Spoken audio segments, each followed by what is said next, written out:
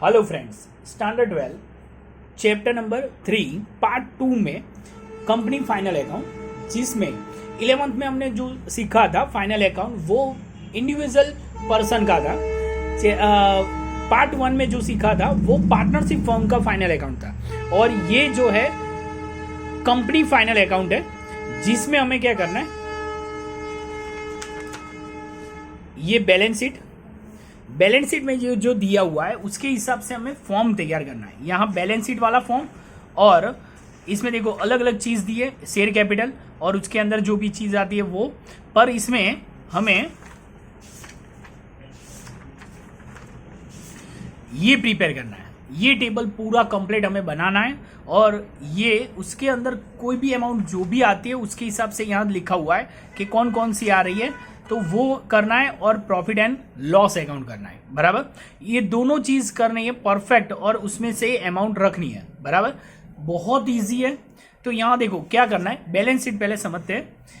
Equity and liabilities, balance sheet name of the company, balance sheet as a dash. बराबर, balance sheet as a at dash, जो भी company है company का name लिख सकते हैं, पर्टिकुलर नॉट नंबर, यहाँ 1 से लेके 20 तक ये जो लिखा हुआ है उसके हिसाब से हमें याद रखना है। बराबर, जो भी एंट्री आएगी उसके रख के और उसमें अमाउंट टोटल करनी है। बराबर, जो भी 12th में पार्ट 1 में जो बैलेंस शीट हमने सीखी थी वैसी ही है, पर इसमें हमें क्या करना है, ये सीधी लाइन में लिखना है। बराबर, पहले लायबिलिटीज साइड की जो भी है वो लिखना है, equity and liabilities.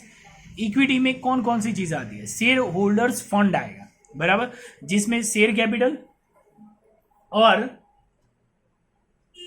And reserve and surplus आएंगे। बराबर, शेयर कैपिटल और रिजर्व सरप्लस में क्या क्या आएगा, यहां देखो शेयर कैपिटल में यहाँ अलग अलग कंपनी, यहाँ कोई भी इक्विटी शेयर, प्रेफरेंस शेयर, बराबर, इश्यू किए हुए equity share, preference share, subscribed share capital है। बराबर, वो सब यहाँ शेयर कैपिटल में लिखेंगे, और सब्सक्राइब फुल्ली पेड अब शेयर कैपिटल, तो उसके हिसाब से इक्विटी और प्रेफरेंस शेयर जो भी आएगी वो लिखना है। बराबर, subscribe but not fully paid, बराबर, सब्सक्राइब किया हुआ है पर फुल्ली पेड हुए नहीं है, तो वो भी हमें लिखने। बराबर, और टोटल जो भी शेयर पेड नहीं हुए, फोरफिटेड शेयर, जो जब्त किए हुए शेयर है, बराबर, जो वापस लिए हुए शेयर है, तो वो हमें यहां लिखने। यानी क्या होगा, शेयर कैपिटल के हिसाब से इक्विटी और प्रेफरेंस शेयर के रिलेटिव कुछ भी होगा वो सब यहां लिखेंगे। बराबर, ए में शेयर कैपिटल में। ओके, नेक्स्ट है रिजर्व एंड सरप्लस। तो यहां देखो अलग अलग दिए हुए रिजर्व एंड सरप्लस। बराबर, surplus us per statement of the profit and loss account, profit and loss account में प्रॉफिट है तो लिखना है, लॉस है तो माइनस करना है। Approach of the profit and profit general reserve propose dividend. बराबर, डिविडेंड जो इश्यू किया है वो हमने माइनस करना है। सिक्योरिटी प्रीमियम रिसीव, तो सिक्योरिटी प्रीमियम दिया है वो भी लिखना है यहाँ। जनरल रिजर्व वो भी लिखना है। बराबर, जो भी हम डिस्ट्रीब्यूट करते थे पार्टनरशिप फॉर्म में, यहाँ कंपनी में वैसे यहाँ सरप्लस सब रिजर्व यहाँ लिखने हैं। Capital reserve, debenture, redemption reserve, dividend equalisation fund, reserve fund, ये सब हमें याद रखने हैं। बराबर, worker accident compensation fund, investment fluctuation reserve, loss as per statement of the profit and loss. बराबर, ये सब रिजर्व एंड सरप्लस हमें सब लिखने हैं। बराबर, देन उसके बाद नॉन करंट लायबिलिटीज है, इसमें long term borrowing, other long term liabilities and long term provision. बराबर, ये सब हमें लिखने हैं। तो पहले लॉन्ग टर्म में क्या आएगी, डिबेंचर। बराबर, डिबेंचर वो कंपनी में क्या होता है, डिबेंचर जो बाहर से ली हुई, इंटरेस्ट से ली हुई पैसा है। बराबर, यानी डिबेंचर वो हमें पेड ही करना है इंटरेस्ट के साथ। लॉन्ग टर्म लोन और टर्म लोन, जो भी लोन के ऐसा कुछ लिया हुआ है वो लेना है। बॉन्ड लेना है। बराबर, नर्मदा निगम बॉन्ड, वैसे ही जो भी होते हैं वैसे बॉन्ड्स जो भी आएंगे वो लिखने हैं। पब्लिक डिपॉजिट लिए उसके हिसाब से लेने हैं, ये लॉन्ग टर्म आएंगे। अदर लॉन्ग टर्म लायबिलिटीज क्या आएगी, premium of the redeemable measure of the debentures and premium on redeemable of preference share. बराबर, ये डिबेंचर और प्रेफरेंस शेयर दोनों जो लॉन्ग टर्म लायबिलिटीज है वो लिखेंगे। बराबर, देन लॉन्ग टर्म प्रोविजन, वो क्या आएगा, provident fund, gratuity fund, pension fund, worker profit sharing fund, worker saving account, ये सब किस में आएगा, लॉन्ग टर्म प्रोविजन में आएगा, बराबर। यानी क्या होगा, ये सब क्या है, वर्कर रिलेटिव्स है, बराबर। तो उसके हिसाब से जो भी चीज होगी वो सब उसमें लिखनी है। अब उसके बाद बैलेंस शीट में थर्ड दिया हुआ है करंट लायबिलिटीज, जिसमें 6, 7, 8 और 9 नोट नंबर है।